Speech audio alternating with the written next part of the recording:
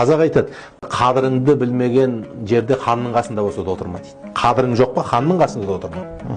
Немесе айтады, сені тұрғызып жіберетін орынға отырма дейді. Сен бір дастарханға шақырған кезде нақ отыратын жеріңді біліп отыр да. Сен мына жерге отырасың, біраздан кейін анау келіп тұрғызып жібереді, анау келіп, біраздан кейін сен мына есіктің аузына келіп отыратын болсаң, басынан есіктің аузында отыр. Қазір үлкен кісілер келеді, ақсақалдар келеді деп. Сен ол ақсақалдың орнына отырма.